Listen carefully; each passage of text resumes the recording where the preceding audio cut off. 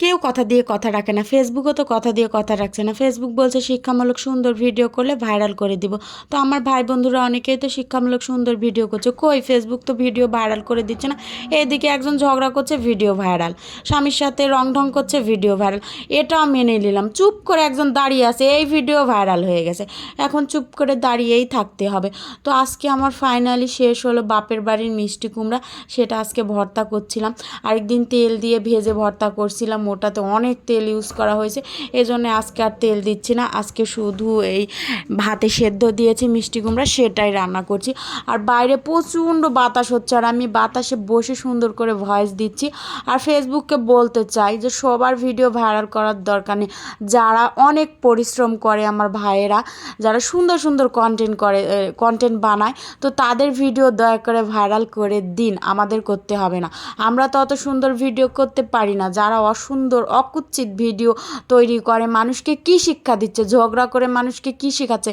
যে শাশুড়ির সাথে কিভাবে ঝগড়া করতে হয়, ননদের সাথে কিভাবে ঝগড়া করতে হয়, স্বামীর সাথে কিভাবে ঝগড়া করতে হয়। এই ভিডিও দেখে অডিয়েন্স কি শিখবে? ঝগড়া করাটাই তো শিখছে। তো তাদের ভিডিও ভাইরাল হয়ে যাচ্ছে, বাহ খুব সুন্দর। আর আমার ভাইয়েরা অনেক সুন্দর সুন্দর শিক্ষামূলক ভিডিও করছে, তাদের ভিডিও কেউ দেখছেই না। তো সবাইকে বলবো যারা শিক্ষামূলক সুন্দর ভিডিও করে তাদের ভিডিও দয়া করে দেখবেন, আমার ভিডিও দেখার দরকার নাই। আমি তো কিচ্ছুই পারি না, আমি রান্না বান্না করি, সেটাই তোমাদের সাথে শেয়ার করি, যেটা আমার ভালো লাগে এই জন্য আমি শেয়ার করি। ফেসবুকে আমি টাকা ইনকাম করার জন্য আসিনি। এখানে যদি আমি টাকা ইনকাম নাও করি তাও আমার এখানে ভালো লাগে, সময় কাটে। সারাদিন বাসায় বসে থেকে কি করব? ভিডিও বানাই, ভিডিও এডিট করি, এটা আমার সময় কেটে যায়। আর শয়তান মানে বলে যে মানুষ অলস থাকলে শয়তান মাথায় উঠে, এই জন্য আমি কাজ করছি। আমি একটা জামা সেলাই করব, সেটা ভিডিও করব।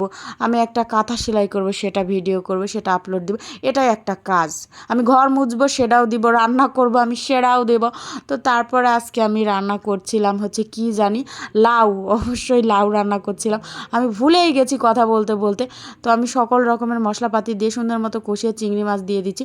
যে চিংড়ি মাছটা আমাদের রাজশাহী থেকে আনছিলাম আমি বাজার থেকে, রেডি টু কুক, বাসায় এনে শুধু ধুয়ে রান্না বসিয়ে দিয়েছি।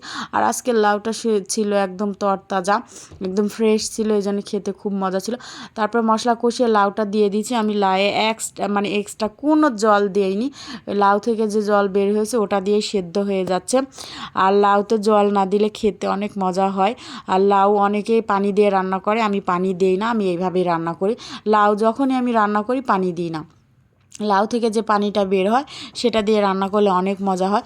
তো লাউটা ভালো ফ্রেশ হতে হবে, টাটকা হতে হবে, তাহলে লাউ থেকে জল বের হবে। অনেক দিনের বাসি পুরানো লাউ যদি আপনারা কিনে আনেন তাহলে এই রান্নাটা হবে লয়। তারপরে আমি বিকালে একটু তরমুজ খেতে চলে আসলাম, কারণ এই কিড়ে তো দিন শেষ, এই জিল্লু তরমুজ কাটের বাংলাদেশ, কারণ এখন তরমুজের দিন শেষ, জিল্লুর বাংলাদেশ। আজকে তরমুজ পর্যন্তই, আল্লাহ হাফেজ।